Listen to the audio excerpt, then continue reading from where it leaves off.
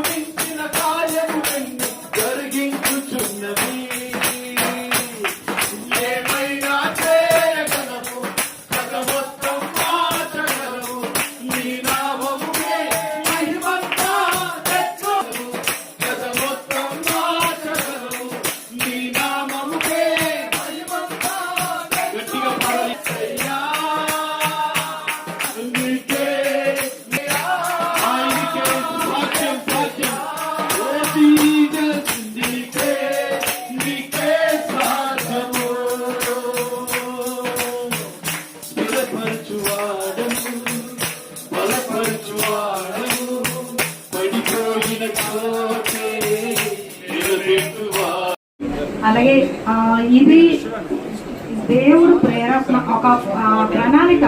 ఎందుకంటే పాస్టర్ గారు తెల్లవారుజామున 3 గంటలు ప్రార్థన చేసేటప్పుడు అభిషేక్ పాస్టర్ గారు ఆయన ఊహల్లోకి రావడము, ఆ దేవుడు బయలుపరచడం వల్ల మన పాస్టర్ గారు ఒకసారి మేము ఒక దినాన్ని చూసాము.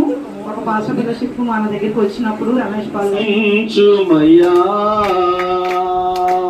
అభిషేకించుమయా యేసయ్యా అభిషేకించుమయా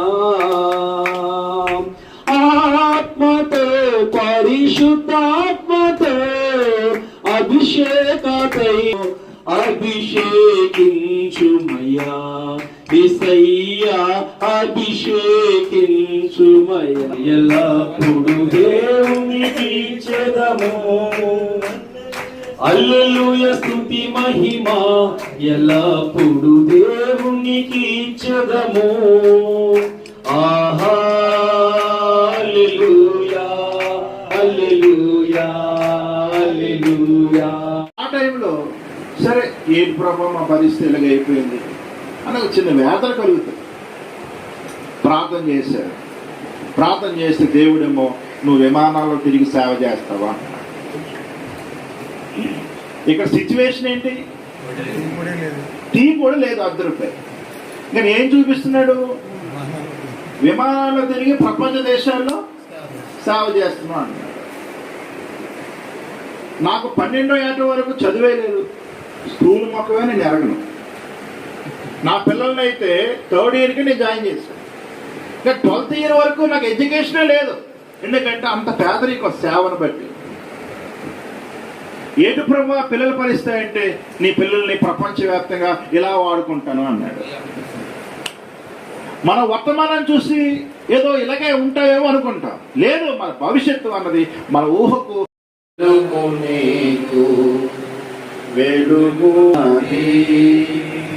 వారిలో ఒంటరి.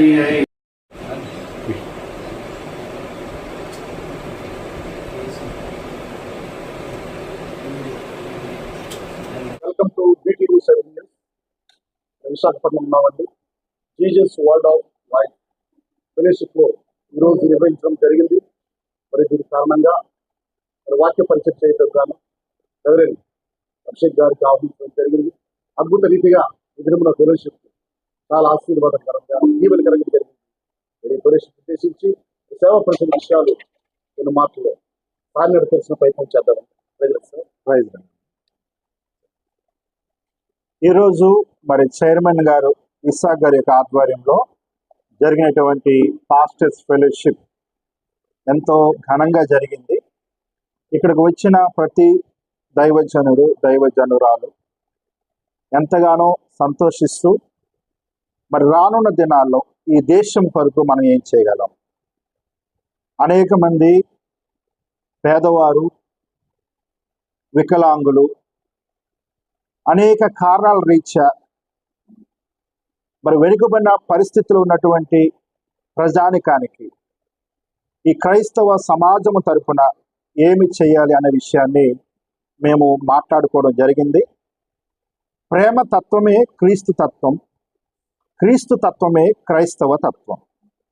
కనుక ప్రేమను పంచుటయే దైవజనులుగా మనందరము చేయవలసిన పని అని మరొకసారి ఒకరినొకరు పురుగొల్పుకొని అందరము కలిసి ముందు కులాలకు మతాలకు అతీతంగా ప్రజలందరికీ ఏ విధంగా సేవ చేయాలో కొంత కార్యాచరణ చేపట్టడానికి ఆలోచించుకుని నిర్ణయించుకోవడం జరిగింది.